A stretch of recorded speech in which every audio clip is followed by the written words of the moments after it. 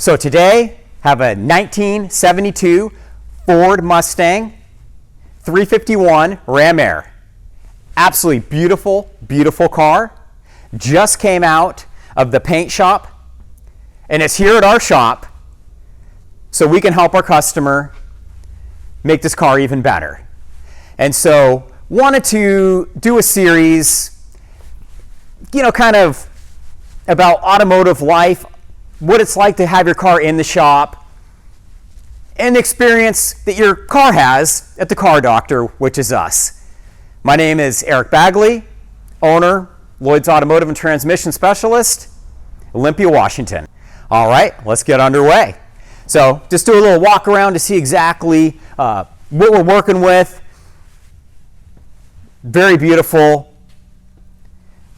Nice black stripes down the side. Mach 1 Mustang logo on it. The Mustang wheels there. And the center caps. Looking absolutely amazing. Louvered back window. We got the spoiler here. Still has a sweet gas cap. Dual exhaust. Absolutely gorgeous.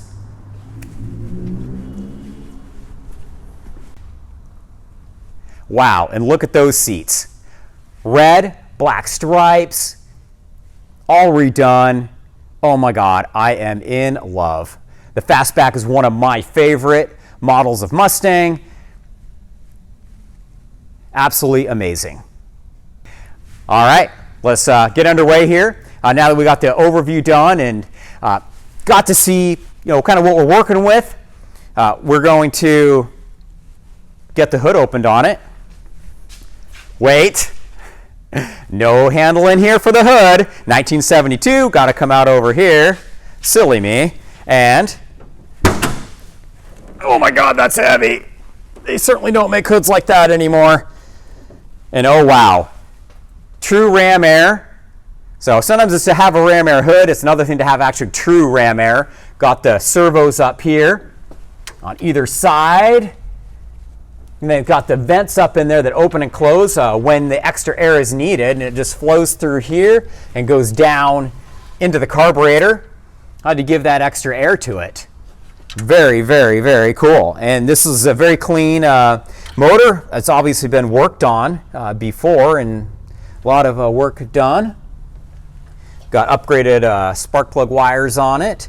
So at this point here, what we would be doing is taking a spark plug out, looking at it to see kind of how the engine's running. We're going to need to do a compression test on it, see how those numbers come out to make sure we got a good, healthy engine in it. Although, it did run pretty good, so I'm expecting it's probably going to pass just fine. And so let's raise her up in the air and see what we got underneath. Now that we got the vehicle up in the air, let's take a look-see underneath it and see what we got. So our 351 Cleveland engine, customer's concerned about oil leakage on it. As you can see here, overall pretty clean. I do notice some oil back here.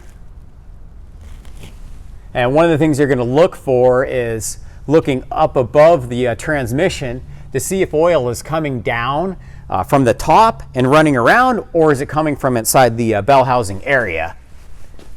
And looking up there on either side, we're pretty dry, so that's going to indicate that our rear main seal back where the oil pan seals up is leaking. Oil pan's got to come off to do the rear main seal, being as if this is a split style rear main, and that basically is just saying that you got two half moons that come together on the rear main bearing cap, and they meet together. So because you got a point that has to meet together, that's kind of always is hard to get to seal up. Whereas the new style is like a perfect circle, and it's a perfectly round circular seal that just comes in from the front of the transmission side into the engine. We got C6 transmission here, and you can tell by the shape of the pan. The always obvious indicator right here by this shape right in the back that is definitely a C6. It's a very good strong transmission, can handle lots of power. Better than its former transmissions, which were your Cruise-O-Matics and FMXs. Hard to get parts for. Still good transmissions. They're just not as readily available to get pieces for. And we got our modulator right there. That's what's going to control the transmission, shift timing, and pressures in the transmission. Extremely important. And this has got a vacuum line that goes to it and goes up to the engine. And depending on engine vacuum is how it knows how to control its pressure and the timing of its shifts. If that falls off of there, definitely can burn the transmission up and make it not shift properly and not work correctly. On this side here, we've got your kick down lever for the trans. And this doesn't matter if it's connected or not. It's not going to affect the longevity of it, but you will not have forced kick down if it's not connected. And then we got our park reverse neutral lever here for gear selection. Pretty basic. Not a whole lot of wires coming to it, just these ones here for your reverse neutral switch. Not like today's transmissions that have just a gang of wires that go into them that control everything with shift solenoids and electronics that command everything through the computer. Nice basic old cars, always nice. So we got our suspension up here. All these pieces look like pretty newer brake calipers, new brake hoses, ball joints, all looking in pretty good shape. One of the things we're going to do to check these is just a quick simple test. Is we just grab the wheel here and we just give it a shake back and forth, checking for our wheel bearings. If they were loose, this wheel would kind of wiggle back and forth a bit if there needed to be adjustment made or if they were getting worn. And then on your wiggle that back and forth to check these joints here and here and here, and if they're slopping them, you'll see the slop be transferred through. Now that's just a quick test. Really the best way to do it is you put the vehicle down on the ground and you have somebody wiggle the steering wheel back and forth, and somebody slides underneath here and just grabs each one of these, and that loads the whole steering and suspension down, putting more force on it, and so it will show more wear if you feel some play in those joints. Alrighty, so moving back this direction, we got custom dual exhaust at one time was put on it. All looks pretty tight. And then we got our differential here and got some seepage right here. And this is a dropout differential, so it's going to come out this way, and you got to take your axles out in order to access it. And looks like right where it bolts onto the housing, a pretty common spot to have leaks right there. Also, we got some seepage right here, and so would have to take the wheels off to see if that's your wheel cylinders or at the axle seals, or might have a little bit of a differential or brake fluid leak back here.